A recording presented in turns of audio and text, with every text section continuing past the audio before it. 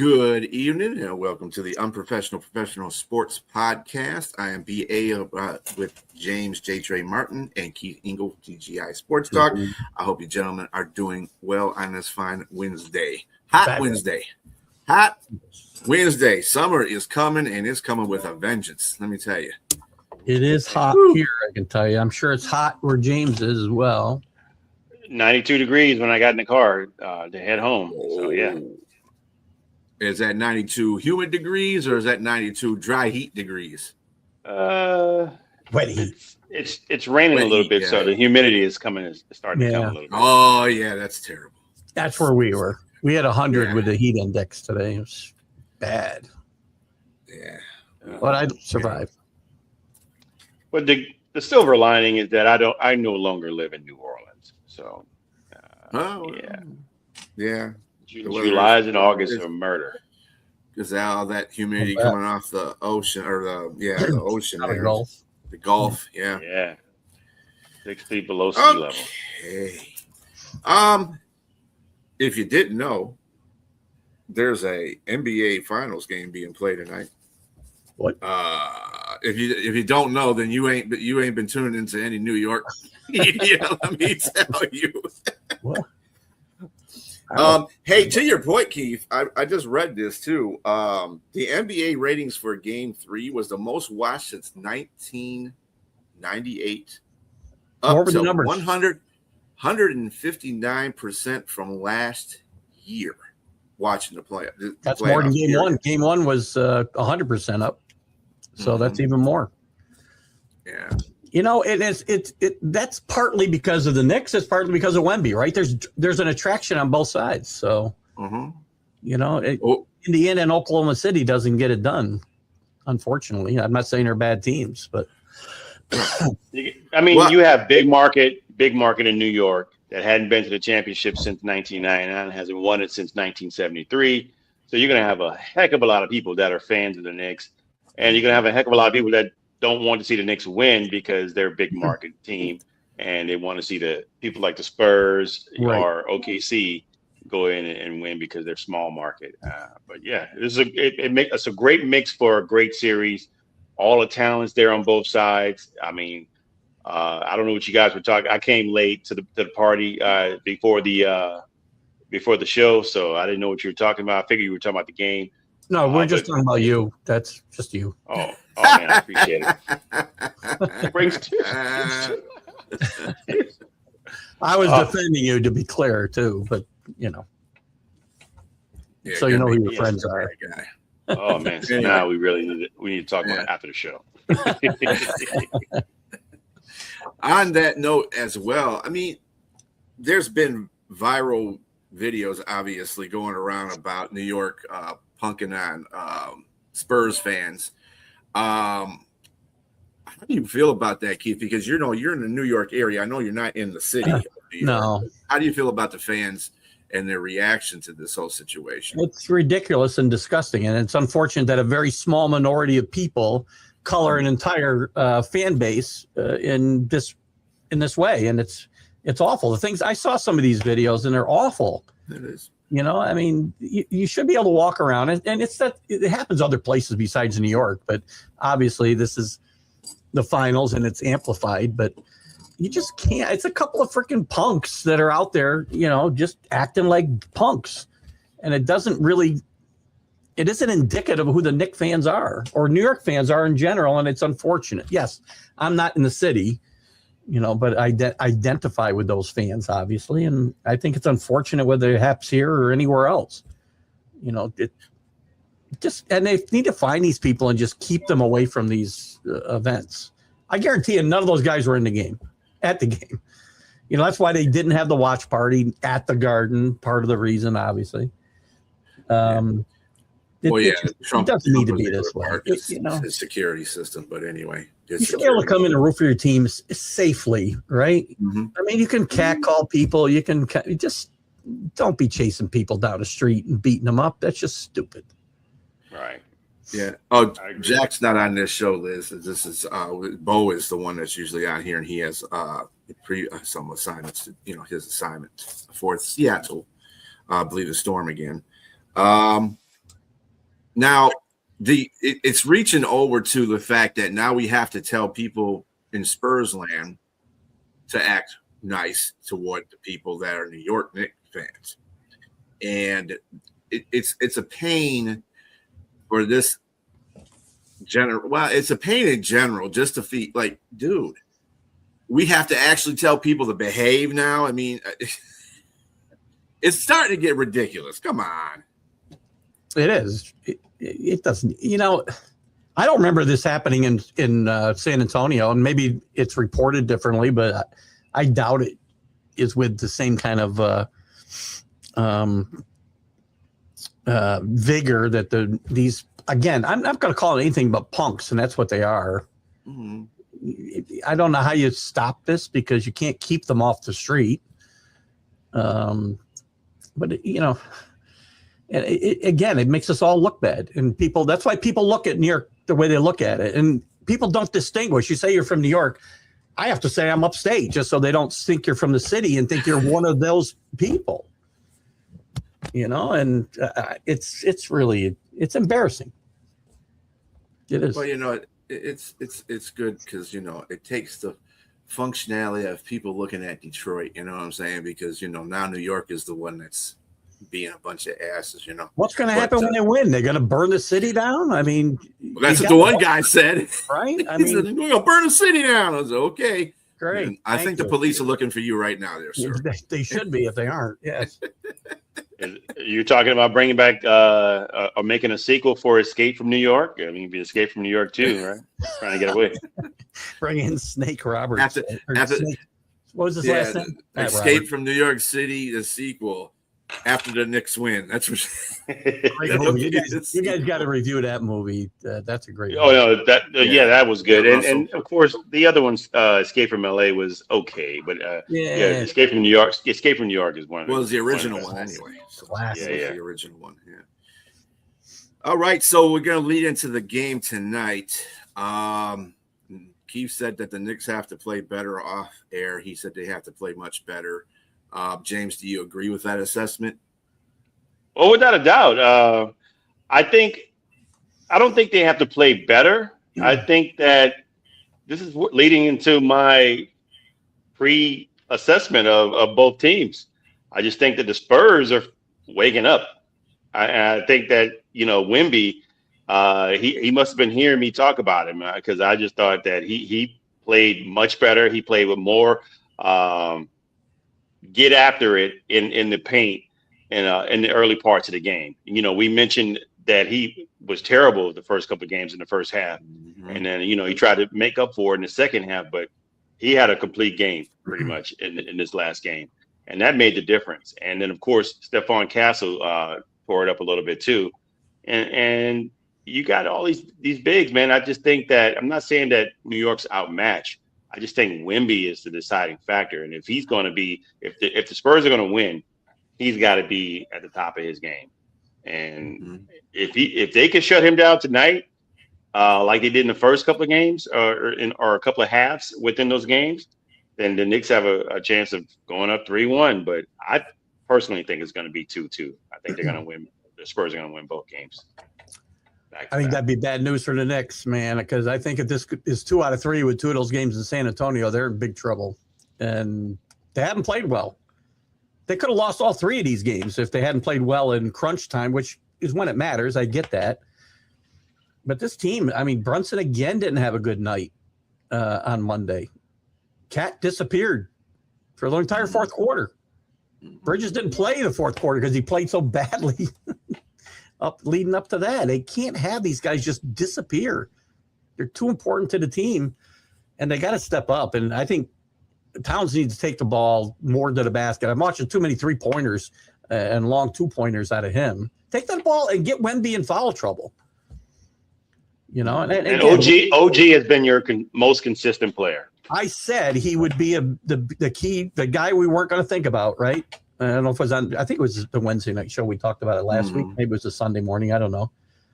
OG's playing great.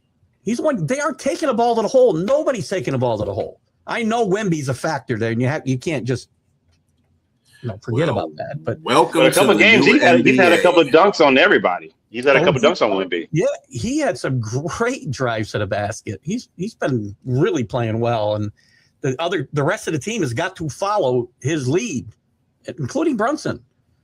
And they bully Brunson, quite frankly. And Knick fans, I've listened to you for 2 days. Your referees didn't fix the game. The NBA doesn't want Wemby to win. Just stop and shut up. You didn't play good enough to win. And the refereeing was atrocious Monday night. I will tell you it was atrocious, but that's not why you lost. You lost because Brunson was 11 for 24. You lost because he turned the ball over 5 times. You lost because Towns got 11 points and Bridges got none. I think none. And they got to be fair because, that game, there was on both ends, especially towards the latter part of the fourth quarter, there was no calling at all. They were getting fouled on both ends.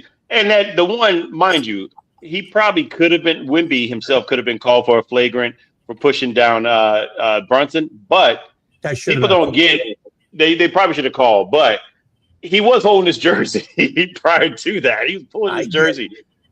And I get it. And also, like you see, they didn't call a foul on Cat when he was holding his arm down when he was trying to get the ball. They had to review that. How does Brunson? None of that happens. No flagrants there, but Brunson gets a flagrant on him when a guy comes down on top of his foot on a 3-pointer. Yeah, that was goofy. Ridiculous. That was goofy. Ridiculous. I mean, the refereeing has been horrible. I think it's really been horrible throughout the playoffs. But that's not why I want to be clear. When I complain about referees, I'm not saying that's why the Knicks lost. Because I'm never going to do this. Never. I'll be very consistent on this always. We didn't lose because of referees. And just the referee calling has been goofy. The Knicks only lost by 4 points at the end of that game, and it could have, a lot of people say, "Well, it was a 4-point play about the flagrant on who was it? They shot the 3-pointer and I want to say it was didn't Castle. get called. I'm not sure. Was it? Yeah, it was Castle. It was Castle, and he got the 4-point play. So he didn't hit that, then we would have won the game. But I mean, I'm hearing this from different sources, and James knows who I'm talking about. But anyway, again, that happened at an earlier point in the game, and you don't. Again, even if they don't call that, doesn't mean everything plays out the same way through the rest of the game. You can't just say this play, in the third quarter, and everything would have been the same. It's people take a too simplistic look at this sometimes, saying, "Oh, those 4 points." Well, first of all, you would have hit the 3-pointer either way. Well, they got the ball too, so they did score on that possession. But just stop. Knicks fans, just shut up. If we lose, it's because they weren't good enough. That's all. Oh man, if they lose though, it's there was that. That's kind of interesting. I thought about that too. But there wasn't a fight. It wasn't a fight, right? He's talking about when Hart got knocked down. He got up and what's his face? Who's the backup center? What's his name? Mitchell Robinson? No. For Spurs? Yeah. Cornette ran into him, knocked him back down. Hart got up and pushed him, and the guys came off the Knick bench to kind of just keep peace. They didn't come out to do anything. And it wasn't really a fight. But there are rules that if you leave the bench, guys get suspended. So, I can see the reason to not call because it's such a really good series. Certain things, certain calls you have to make. But that, like you said, you let that go because it's a decision where you're looking like, okay, what were they trying to do? Like you said, they were trying to prevent a fight from happening. If it was a full-blown fight, they would have got suspended, most likely. Right. So, well, like I said, I believe that this series will turn if Wemby does what he did the last game. He's got to score at least 32 or more points a game for this series to continue. He's just got to be a presence in that. What happens if you ever in the OKC series, it was the same kind of way. When he scored a lot of points, it seemed like the team fell in behind him and played their roles really well. Yep. And he was able to dominate in the paint and get 3-pointers. He didn't have he was 2 for 4, I think, with 3-pointers the last game. He had a good hot shot percentage too. So as long as he scores 32 or above points, they're going to win games because that's just domination. for him. And it sparks his defense too, because you saw some of those. He had some special blocks, that were like crucial blocks at the right times. Right times, he's really shown what a great player he is, and he did certainly Monday night. But I just don't. He needs to stop the chippy stuff. He doesn't need to do that stuff, and he's going to get himself a reputation that I don't think maybe he's going to like it. I don't know, but I don't like some of the stuff he's pulled at different times during his playoff, not just in this series, but even prior, obviously. Gets the T-Wolves with the elbow. I mean, there's too much. A lot of the old guard, a lot of the old players, they're actually cheering him on a little bit. This isn't hitting guys hard though, James, on like a layup. It's not part of the game. He's doing things outside of the game. The elbow wasn't really necessary against the T-Wolves, right? Remember that?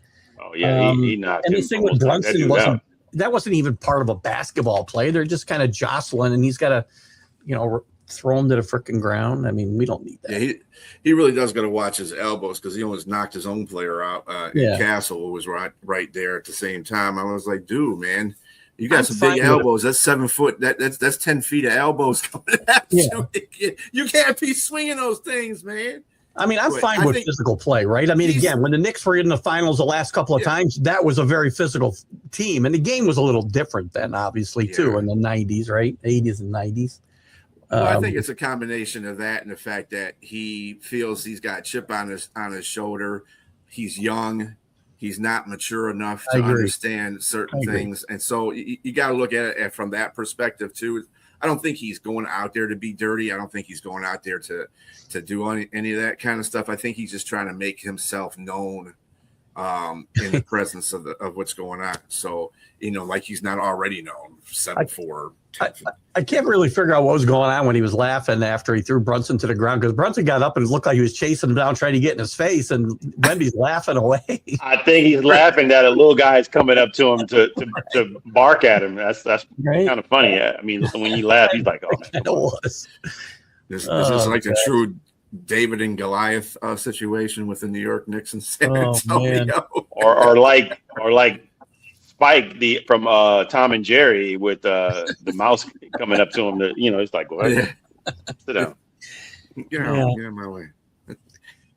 All right. So, do we have any predictions tonight? Who do you think is going to win, Keith? We'll go with you first. I got to pick the Knicks again. All these predictions are sometimes a little more heart than head, because the Spurs are really good, and the Spurs now have their confidence back. And would I be surprised if they won tonight? No.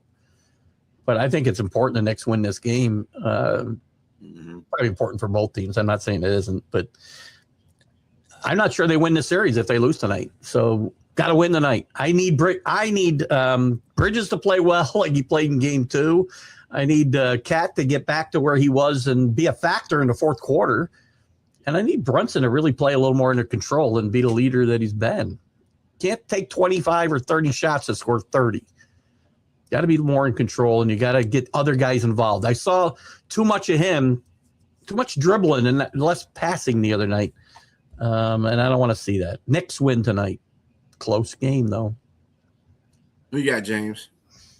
So all the games have been close. You're right, and I think Game 2 really was a letdown for San Antonio, and they really had that game wrapped, and that was a blunder play that happened with 9 seconds remaining, and it went the other way. I think they fixed they right the ship. They won Monday and they win tonight, and they go back to San Antonio. And I agree with Keith. The Knicks, I mean, but the Knicks have shown that they can win in San Antonio. So it's not a foregone conclusion that they lose 4 straight. I don't think so. I think I picked the Spurs in 6. But it may go 7. I just think that this is too good a series, and I think the teams are too good to just end up with someone losing in 6 games. Knicks haven't had to come back from a loss in like 2 months, so it's going to be interesting to see how they react to it. Yeah, they need to get off a better start tonight too. By the way, because falling behind in these games, I think they're spending a lot of energy to get back in these games, and I think it affects them later on. And I think getting out strongly tonight is important for the Knicks. Yeah, because in every one of the games that have been played, if it wasn't for the inexperience or the immaturity of the Spurs, they could easily be up 3-0 too. I And agree. remember, in every one of these games, they've had a lead of 12 or more at one point in the game, and they've squandered it away usually near the end of it. I think the last game, it was earlier when they had a 12-point lead. It was. And so, and then it kind of settled down in the second half, and they kind of played out of everything. So maybe what it is, maybe they need to get that lead in the first half just to give them confidence, and then go ahead and play the rest of the game the way that they need to play it. I don't know, but hey, I mean, this has been a great series. You can't go wrong either way. Like I said, San Antonio is learning on a job right now, basically. So we'll see what happens tonight. I had the Spurs in 6-2, but I don't know. New York's got that little. They got that little. They got a little chip on their shoulder too, a little bit. You know what I'm saying? Because they haven't won a championship in so many years since '73, and it'll be interesting. It'll be interesting. I'm excited. I'm ready. All right, and we did have some NHL hockey yesterday. Stanley Cup Finals. Carolina outlasted the Vegas Knights 5-3, and that's the first time in this series a team had a 2-goal lead and won the game. Yeah. Carolina strange, played really well. Strange. No defense goal at the end. That was kind of strange. Well, that was just a nice little Empty cream net. off the boards. Yeah, that was just a nice green off the boards. That's what that was. And that was somebody obviously was studying the boards, because hockey players just don't throw pucks at the boards without realizing what boards will give, where there's a little edge at or something like that. There's a science to it, and these guys, that if they're good at what they're doing, they'll know where that little mark is and just throw it up against there and see if it could careen off there and go right to the goal, just what they did. So Stahl came up big for the Carolina Hurricanes, and I'm telling you, that dude, he's going to make a difference in this series, because he's the old school dude. He knows what it takes to get it done, and they did it. The goaltending was pretty good by Bussy. Not so good by Vegas goalie. He's given up a lot of goals in this series. 5 goals in this game.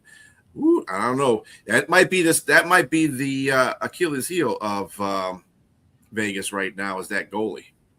So you keep peppering with shots. And then, Carolina's got a really good power play, and they have a really good offensive set.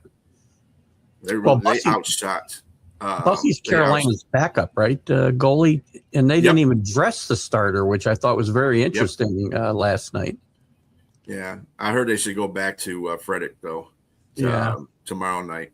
So we'll see what happens. I saw an interview during the game. The coach said he was giving them the night off, which seems kind of weird to me during the NHL or the Stanley Cup Finals. You're giving the guy the night off. And he said, I'm giving the whole night off, so I want to make sure we didn't dress him so we weren't tempted to play him. Seems a little weird. Doesn't it feel like there's something else going on there? Maybe. Yeah, that sounds fireable, because all hands should be on deck. You would think the last few games. Unless he's hurt, they're not saying he's hurt. Right. Yeah, well, they have to relinquish those reports too. It's nothing that they can say, oh no, he ain't hurt, but he is hurt. Nobody's ever done that before, right? Yeah, nobody's ever done that before. So game 4, I believe, is on Friday. Thursday, I think. Thursday. Oh yeah, tomorrow is Thursday. So Thursday it is, and I think that. Oh, actually, no, it's game 5 now. Yep, because we've had 4 games, and it's 2-2. So it's going to be at the Hurricanes. I don't know, man. I think Vegas wins that game. I think they right the ship on that. But that game's it's been back to back. It's been back to back. Not back to back wins, but each team is winning every other game. Mm-hmm. That game's in Carolina, right? Thursday. Yep. Yeah. Well, all right. I'm still rooting for Vegas, because I think this is the perfect John Tortorella story. I'll say it one more time. He Comes in there with 8 games left, wins the Stanley Cup, and gets fired in the offseason. Perfect John Tortorella story. We had some NFL news today. Hey, Patrick Mahomes, man, talking about giving away money. Got extended for another 2 years for $239.5 million. The extension makes his contract the first NFL valued at $500 million. Mahomes will get $64 million annually, which is another NFL record, besting Dak Prescott's annual contract of $60 million. How we feel about that? Well, we shouldn't have to feel. I'm not paying them, so I don't really care either way. So somebody's willing to pay you. You deserve to get paid that. Now you got to go out and earn it. So hopefully he's ready for game one. I mean, I'm so over salaries. It's just like it's stupid money at this point, or it's just, monopoly money. He can't even. I mean, think about it. He's in rehab, FaceTiming. It's like, that'll do. I'll take that. I mean, it's crazy how much money is out there. That this, like what you just said, I'm going to piggyback off of that in regards to whatever somebody's willing to pay you. But you got to look at, when we talk about stupid money, what somebody's getting paid. Imagine a guy that's writing a check. I remember Chris Rock told a joke about that old decrepit old man that's telling the players at the time they had rims that spin. He's like, go on and get your little spinning rims and have fun with that. That old decrepit guy that's writing the check. He said Shaq was rich. He said the guy who wrote his check was wealthy. There's a distinct difference. And so that money that's coming from the guy who's writing the check, who's saying he can afford to pay Patrick Mahomes $239 million through 2033. And then I don't know how old he would be then. But I mean, my question is, you mentioned, is it worth it? I mean, this is a guy in his short career has been to 5 Super Bowls, won 3. You just can't argue that. That's and how much money have they brought in? I'm pretty sure he's brought a lot of money, merchandise, everything. So you got to pay the guy. There's only one Patrick Mahomes in it. I mean, do I think he's still the star quarterback of the face of the football? Yes, I still think he's the face of football. He's had some couple down years, but again, they didn't get to the playoffs last year. But the year before that, they were in the Super Bowl because of him. Because of him, team's not as good as it was when they were winning Super Bowls, right? So correct. So now you got to look at it like this too. He's still statistically one of the top 3 quarterbacks in the league. Statistically, okay, we're talking statistically. So, yeah, I think he deserves it. Why not? I mean, it is what it is in today's sports media. So let him get his thing going. He's not going anywhere. Right? He's going to probably retire. Mm-hmm. Yep. That's the other thing. When you think about the worth, right? Again, you're worth what somebody's willing to pay you, and it's not like he held a gun to anybody's head. They just gave it to him. He didn't threaten to leave, ask for a trade, or they know what he's worth to them. May not be worth that to somebody else, and that goes for anybody we talk about money with, right? People may not think anybody's worth the money, but everybody has a different sense of worth, right? So now you go out and earn it. Yep. And he's really going to have to earn it probably more towards the latter part of his contract. I didn't really look into details to see where that incentive-based part come, but I'm probably sure that it's towards the end when he's getting older and you got to get some of that money to come in when you're not as athletic as you were, so we'll see. But I'm glad for him. I think that's a lot of money, and he's gonna be close to $1 billion at some point. I mean, with all endorsements and everything else. So that's wow. Hats off to him. I need to go back to the drawing board. His family is going to have generational wealth. That's for sure. I think they already have it. So yeah. General manager showing for the Giants expects Neighbors to be ready week 1. Of course, you notice I said general manager. I didn't say anybody else on the team said he expects to be ready for week 1. The GM expects him to be ready for week 1. That's kind of I don't know if that's trying to squinch some fires that might be starting up with his injury. But Harbaugh said hopeful. Harbaugh said he's hopeful that he's ready for week 1. That's a little. Yeah, hopeful. What the coach says it. That's who I want to believe. You know what I'm saying? You know what? These moves that they've made at wide receiver the last couple of weeks just, to me, scream they don't think he's going to be ready for week 1. Yeah, I want him to be ready for week 1, but I mean, when you have a secondary like cleanup surgery, you know, whatever that was supposed to be, that sounds to me like maybe there's some regression there, and you know, they didn't quite go according to plan within the time span that they were expecting, and so a lot of warning signs if you're a Giant fan, I think. I hope it's not in that situation, but I got to remember when Michael Thomas was playing for New Orleans, he had 2 or 3 years where he couldn't get right. I mean, if you remember the movie Life, there was a player called Can't Get Right. They might be calling Neighbors. Malik Neighbors Can't Get Right. If there was a player called Can't Get Right. No, there was a movie called Life with Martin Lawrence and Eddie Murphy, and there was a player on the movie, Bokeem Woodbine, and he was not like the brightest tool in the shed, and they call him Can't Get Right.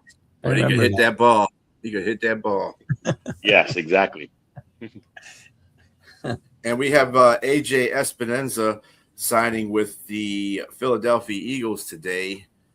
He did fail a physical in Cleveland, so it kind of makes you wonder a little bit. I don't know if Philadelphia is stocking up. I think he'll probably come in through, you know, kind of he'll be a downs playman where he can come in on third downs or second downs. You got to remember they had what's his name, Jalen.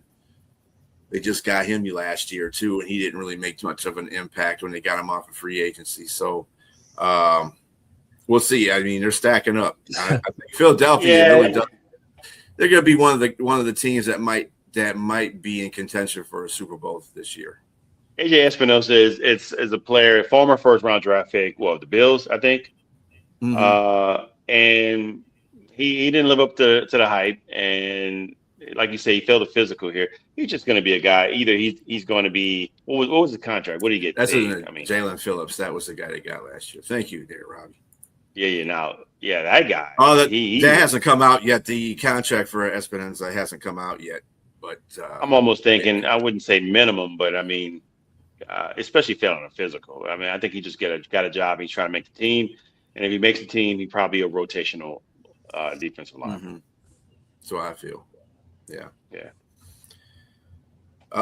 Also, what are we making of this quarterback competition in Minnesota?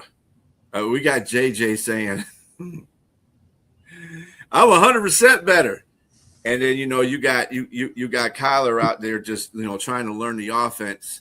I actually got I was watching an NFL show.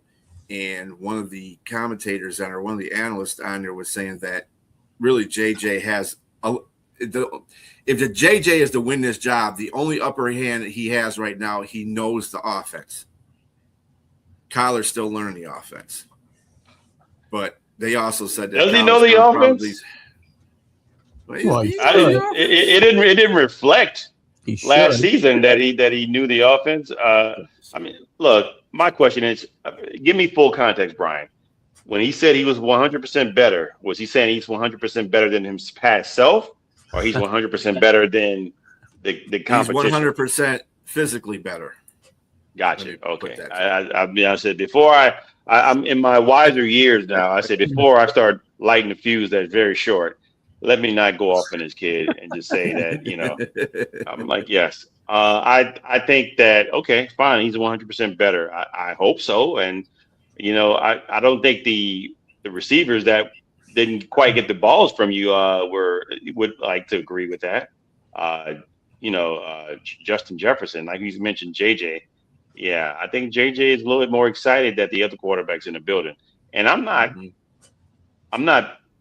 putting Kyler Murray on a pedestal at all. I mean, you got to look. He's a kind of a failed experiment in Arizona. But in comparison to these two quarterbacks, one's a veteran, and one probably has a little bit more skill than the other. And regardless of whether he knows the offense or not, I think that Kyler Murray has a leg up and winning this particular this quarterback competition. I'm not sure if it's real competition at all, but I think J.J. McCarthy still has some potential to be, we expect so much out of these guys out of the gate, and it's not, and some guys can do it. Some guys can perform and live up to those expectations, and some guys can't because they're just not ready and they need a little bit more hand holding and getting them prepped, and they don't get a chance. There's a lot of quarterbacks that wash out of this league that never really got a chance because they expected them to perform right away, and they get colored a certain way. And and he may not be any good. I don't know, but we may never know either. So give him a chance. My defense for J.J. McCarthy is he got put in a bad situation in the first place. For sure. First of all, you get drafted way too high. You shouldn't have been drafted in the first round that high. Then you come in here and then Minnesota drops the ball. That's the reason why their GM is gone now. But they dropped the ball and let Sam Darnold go. Sam Darnold would have been perfect to be one more year, though. So once JJ got better from his injury, he could learn behind Sam Darnold. JJ's not a guy that is a start day one quarterback. He's a guy that's got to learn. Absolutely. He's not Tom Brady. He is not Patrick Mahomes. He ain't gonna be coming in there right away and getting you guys wins. It's not happening that way. He's not that type of quarterback. He's a starting quarterback. He's not an elite quarterback. He might not even be a good quarterback, but he is a starting caliber quarterback. He has to get that education under a veteran quarterback and just chill. Stop throwing him out there for that. And see, it looks bad on him. Because when he gets put in those situations, of course, he's not understanding certain concepts, and then he throws the interception at a bad time. He holds the ball too long. Oh, he sucks. No, he don't suck. He's just in a bad situation. There's a lot of quarterbacks. I can tell you a lot of Lions quarterbacks that we left to the wayside that became better quarterbacks, but we done screwed their whole career up because they didn't know how to do anything with the quarterback. So the Vikings know better than anybody too, Brian, because they saw what Sam Darnold could do once he finally developed and got a little bit of good tutelage. He became a pretty good quarterback in this league, right? After 5 years in a wasteland. Yeah, some guys just take a while to develop. 14-3 to Super Bowl winner, right? Yes, but that's where Minnesota dropped the ball. They should have paid Sam Darnold, kept him there. Because now they see, and then you're on the outside looking in, you seeing this guy win a Super Bowl the next season. I'm gonna say that Sam Darnold, like I said, he should have been the actual starter and remained in Minnesota. But at the same time, you still got to blame Minnesota for also drafting J.J. McCarthy too high and giving up a little bit too much for him. This happens with a lot of guys, right? A lot of guys. Daniel Jones. Again, Daniel Jones' career might have gone a whole lot differently if he hadn't been picked 6 in that draft. Because not so much would have been expected out of him right away. He may not have waited all that time. I think that's what's going to inevitably ruin Richardson too. I think so too. Yeah, he got picked way too high. He shouldn't have been picked that high. He has gifted athletic experience. Let me tell you, but formulating the game plan and everything like that has got something he has to learn, and he hasn't done that yet. He still has to learn where the blitz is coming from. He's had very few snaps in college too as a starter. That's what I'm saying. Yeah. They got to be mentally strong too. If they aren't mentally strong and mature, then they're going to lose their confidence and they're going to wash out. I mean, how many guys Zach Wilson, maybe he would have been horrible the whole time, but Zach Wilson gets drafted too early, gets thrown into the mix at the Jets, and they put him in a situation that there was no way he was ever going to succeed. And his confidence gets beat up, and now he's just a journeyman. Maybe he always would. Who still has some talent. He does. I will say he has some arm talent. There's a lot of guys. Maybe he also has. Rambo had talent too, but he also had PTSD. So maybe he's got that from being with the Jets. So. With the Rambo reference, look out! All right, that's good. I can understand that one. Yes, that's exactly where he's at. He needs to be. That dude, he messed that whole organization. He set that organization back at least 2 years because That dude just stunk. Hey, World Cup starts today, and the favorite in the World Cup is Spain.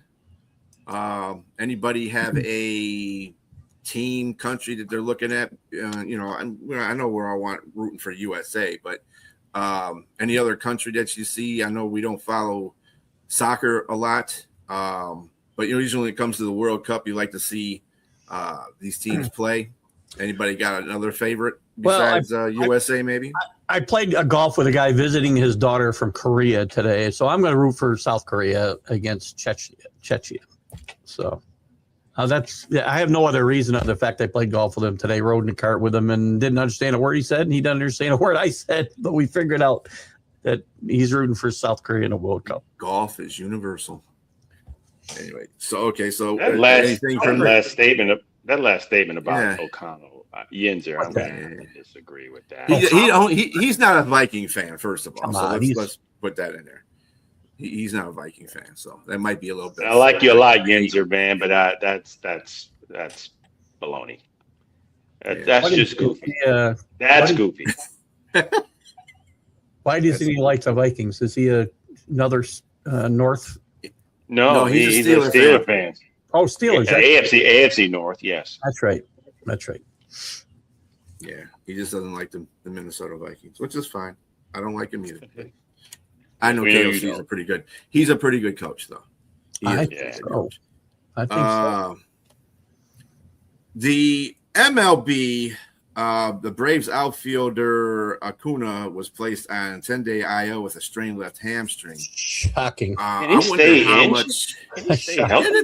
Wasn't he out just like a month or two ago? He was. Yes, he was. For the beginning of the season. He's missed entire years. None. Zero. Zero.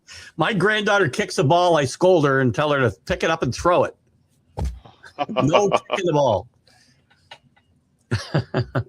I'll probably get myself in trouble for that, but it's true. It's okay. She's 3. She's getting a ball glove for her baseball and football. There'll be no soft or kicking a soccer ball. I have never in my life watched a full soccer game. Ever. That's hard. You don't even know when the game's over, for crying out loud. I mean, yeah, and then they got these. It goes by time. It doesn't go by like it's like we're gonna add extra time to it. You think the game's over? Game's over, and they say no, we got extra time. What the hell was that? Well, what happened was there was a delay. I'm like, I'm still trying to learn that whole situation. I still don't get it. I have friends. I just haven't made the effort to learn the game. I'm sorry. That's just me. In the American League, the Rays are still they're tied basically with the Yankees in first. The Yankees are holding their own without their star player. And in the Central, the White Sox have taken the lead as far as the check out the White Sox. They're the White Sox, yeah. The Guardians are in second. In the AL West, the Mariners and the Rangers are vying for. Actually, the Rangers, Athletics, Astros are all in that contention for that beginning of the fight for that division. And in the National League, we got the Braves, 45-22. They're quite heads and tails above the Phillies right now. We're 36-31. The NL Central, the Brewers are in the lead in that division. Finally, we get to a month where the NL Central Division is not above 500. Thanks to the Reds. The Reds. Oh. Talented team, too. They just can't, Wasn't that one of your World Series? No, I picked them. I actually picked them to finish last in that division. So. Oh, okay. Hey, there it is. Jack ridiculed me for that pick, but you should talk to him about that Friday. I might. Yeah, I can't get into soccer either. The American League is so bad, though. I mean, there's 5 teams over 500. 5 teams. Right now, a wild card team would make it under 500 in the American League. In the whole American League? 5 teams are over 500. That sucks. Like I said, my Tigers are making a comeback. My Tigers have won 6 out of the last 7 games. They're doing better. They're only five out of the wild card, right, or something? Yeah. So The Dodgers come back. The NL West, of course, the Dodgers are up there, 43 and 24. Then you got the Diamondbacks and the Padres vying for second place there, and we're not even going to talk about the Rockies because they're the Rockies. Anyway. Padres have been had an anchor around them as well the last 3 weeks. That team was playing really well. They stopped hitting. How does Fernando Tatis, is it junior or the third? I don't even know, but it doesn't matter. How does he go like 6 months without a home run? He did his first home run of the year like a week or two ago. I don't get it. It's the AL. The AL sucks right now. Teams that really want to take the lead in anything. I mean, every team's And Boston. Is Toronto on I know that makes you feel good. Toronto is starting to play better. They're starting to play better. They're still under 500. They're starting to play better, yeah. Exactly. But they're playing better. That would be Toronto is both on Tampa Bay and the Yankees right now because they're both 8.5. They're 8.5 out of first place. So they're still, but in the wild card, they're like a game behind. Mm-hmm. So because everybody sucks. So they'd be dangerous. I mean, somebody in the American League could get to the World Series out of the under 500 record. God. We need more. As Liz says there, I'm sure you're not heartbroken that the Red Sox are in last place. You're gonna list every team. It's like having Sonia. It's like having Sonia. It's her favorite letter in the alphabet. Man, Foxtrot, Umbrella, Charlie, Kilo. Give me one for the Yankees. You can do it. I know you got it. Man. Oh man, she's got the Foxtrot, Umbrella, Charlie, Kilo. Is she one of Sonia's proteges or what, Elizabeth? Yeah, I kind of think they're kind of on the same page. Sonia's a little bit more extreme with hers, though. She's anybody that does harm to the Carolina Panthers or the Charlotte Hornets, you're toast. You're toast. Anybody ever, right? Your team is trash. That's what it is. And you will never live it down. Yeah. It's all good fun, Elizabeth. We're glad you're here. Absolutely. So, James, this will be a personal, because you're a LeBron James fan. LeBron says, I'm not taking nobody over me in the GOAT debate. He said that. Fair enough. I would not say that. What's wrong with having confidence in your own abilities and the body of work you put together over the last 2 decades? I think that's, listen, LeBron, people don't like LeBron, right? For the things he says and whatever, but you can't take away from what he's done on a court. The guy's one of the best players in the history of the NBA. Is he the best? I don't know. It's up for debate. I mean, a lot of things should be up for debate. It's an opinion. I mean, I think it's going to look bad especially for Jordan fans, because Jordan has come out and said there is no GOAT. I mean, of like the NBA. He said to him, even though he's probably lying. He knows who he thinks is right, exactly. What he's saying is there's great players of every era. He had a great point. I mean, you can look at it. There are different eras. I mean, fine. I mean, Dr. J was probably one of the greatest in his time. Games that we didn't even get to see. He was in the ABA.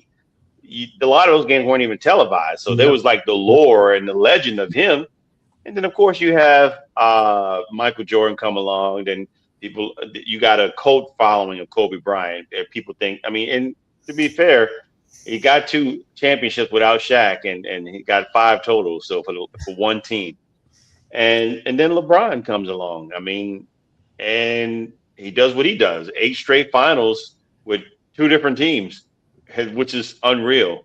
It's just crazy, especially with the talent that's on both sides. But then people argue that he played all those finals in the East when the East was weak. They thought that the West was a lot stronger competition. But again, you got to do it. That's the thing. You got to be able to get there. So, hey, This is opinion. I think It's an everybody opinion. should have their opinion. It's all opinion. Right. I mean, if I look at it, if I was solely to look at it just based on eras, okay, and I define an era as a decade, or decades or multiple decades. Like for instance, I think right now, LeBron James is the GOAT in this century, actually. Yeah. So and LeBron, I mean not LeBron, but Jordan was the GOAT in the 90s to the 2000s. Before that, you can make your case who that would be. Magic, Abdul, anybody. Bird. Bird.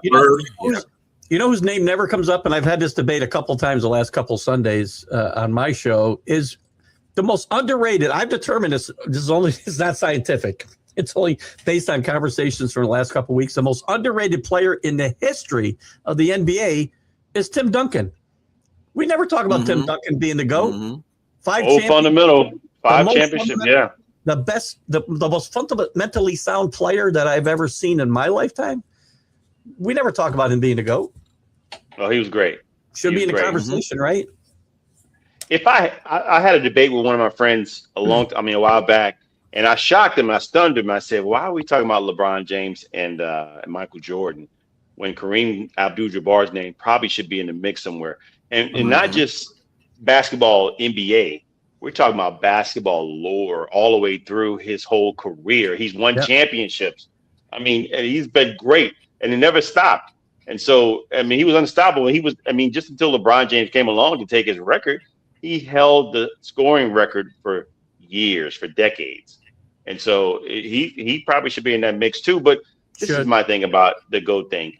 And some panelists made this sort of analogy, saying like if there was a Hall of Fame room, and then you go into the Hall of Fame room, you have a whole bunch of players there, and then there's another door where there's only a room where there's a table that can only seat 5 or 6 players.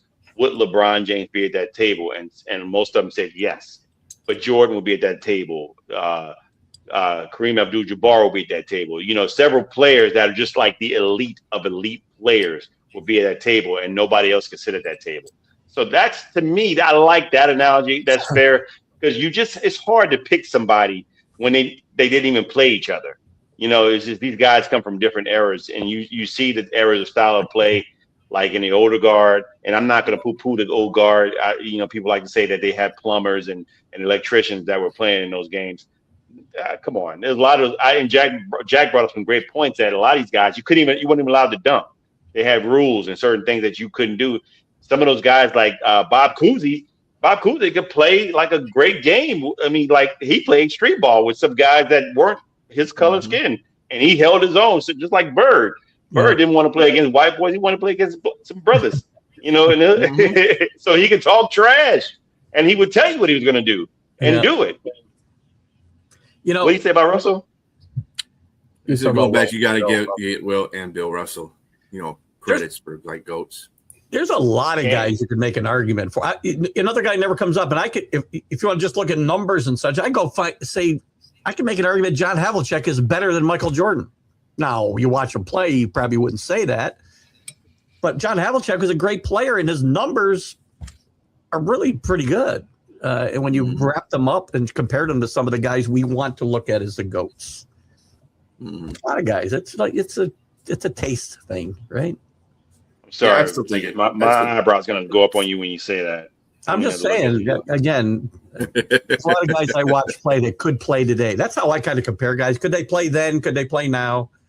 Right. LeBron could obviously play in any era. Jordan could play in any era. Yeah, right?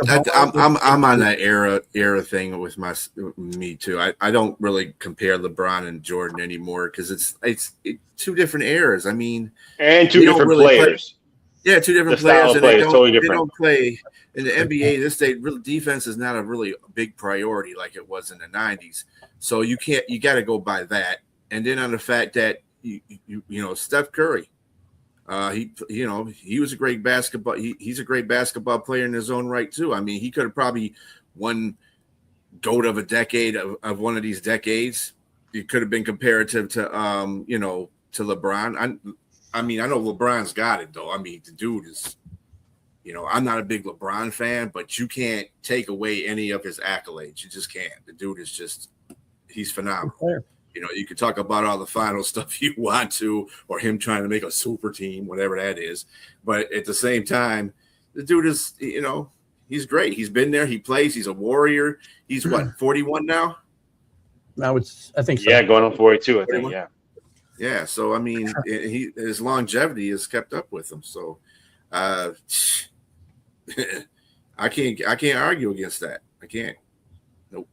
I don't think. Yeah, I don't have like you said. I don't have a problem with him saying that. Whether and it'd be up for interpretation for anybody else to whether they agree with it or not. I mean, it is what it is. But yeah, if it was me out there and I know I've made all these accolades, of course I'm gonna pick myself. And if Jordan was going to be honest with you and not be disingenuous, he would say, "I'm the GOAT," because that's what he thinks. If he doesn't say that's what he thinks, there's no way he doesn't think that. And I guarantee you, within closed doors, when they're talking amongst their peers, he said, I mean, just the mere fact that he was that darn competitive about any and everything 100%. Tells you that he thought he was great. Because I'll say this one thing. I know we got to go. Matt Damon came out and said, I mean, no, it was not Matt Damon. Ben Affleck. Ben Affleck came out and said he and Matt were standing there talking to Jordan, and he looked at him. He's like, "Man, are you sure you're 6'6"? Because he don't look like he's 6'6". And Jordan was like, "Yeah, I'm 6'6". He's like, "Well, I'm like this height, but you're close to me. You know, you look like you're more 6'4". And immediately Jordan said, which makes what I did all the more impressive. That's